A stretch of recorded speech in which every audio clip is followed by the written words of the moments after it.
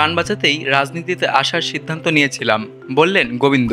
গত বছরের শেষ দিকে পায়ে গুলিবিদ্ধ হয়ে হাসপাতালে যেতে হয়েছিল বলিউড অভিনেতা গোবিন্দকে।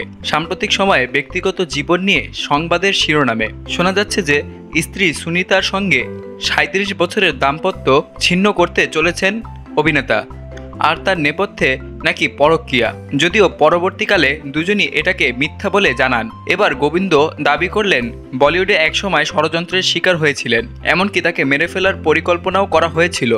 ভারতীয় সংবাদ মাধ্যম আনন্দবাজারের এক প্রতিবেদনে বলা হয়েছে, সম্প্রতি অভিনেতা মুকেশ খান্নাকে দেয়া এক সাক্ষাৎকারে এমন দাবি করেন গোবিন্দ।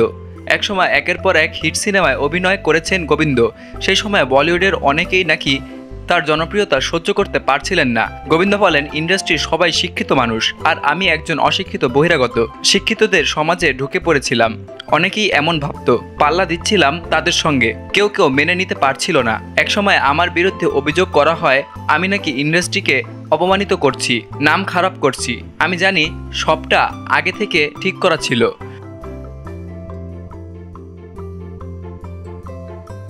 অনেকেই চেয়েছিল আমাকে ইন্ডাস্ট্রি থেকে বের করে দিতে। আমার বাড়ির বাইরে বন্দুক নিয়ে ধরা পড়েছিল এবং আমাকে হত্যা করার জন্য পরিকল্পনা করা হয়েছিল। প্রাণ বাঁচাতেই শেষে রাজনীতিতে আসার সিদ্ধান্ত নিয়েছিলাম। তবে কে বা কারা তার বিরুদ্ধে ষড়যন্ত্র করেছিল তা জানাননি গোবিন্দ।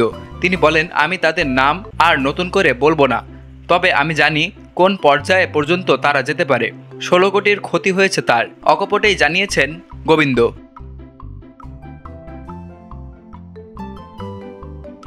এটাও জানিয়েছেন কাছের মানুষদের থেকেও খারাপ ব্যবহার পেয়েছেন তিনি। একসময়ের সুপারহিট এই নায়ক মুদ্রার উল্টোপিঠও দেখেছেন। একসময় হাতে ছিল না কোনো কাজ, এ নিয়ে সমালোচনায় পড়তে হয়েছে তাকে। গোবিন্দ জানান, যখন সবাই বলছিল তার হাতে কোনো কাজ নেই, তখন ১০০ কোটি রুপি বাজেটের সিনেমার প্রস্তাব ফিরিয়ে দিয়েছিলেন তিনি। পরবর্তী সময় সেই সিনেমাটি যখন হিট হয় তখন এতটাই আফসোস হয়েছিল যে নিজেই নিজেকে চড় মারতে ইচ্ছে করছিল তার। এছাড়া প্রায় সবাই বলিউড অভিনেতা দাবি করেন জেমস ক্যামেরুনের অ্যাভাতার সিনেমায় অভিনয়ের প্রস্তাব পেয়েছিলেন তিনি। মুকেশ খান্নার এই অনুষ্ঠানেও একই কথা জানালেন, দাবি করলেন অ্যাভাতারের জন্য ১৬ কোটি রুপি পারিশ্রমিকের প্রস্তাব পেয়েছিলেন তিনি। গোবিন্দ জানান, অ্যাভাতারের প্রস্তাব তিনি ফিরিয়ে দিয়েছিলেন কারণ নির্মাতারা সিনেমার শুটিংয়ের জন্য ৪১০ দিন সময় চেয়েছিলেন তার কাছে। এছাড়া সারা গায়ে রং মাখার বিষয়টি ভালো লাগেনি তার।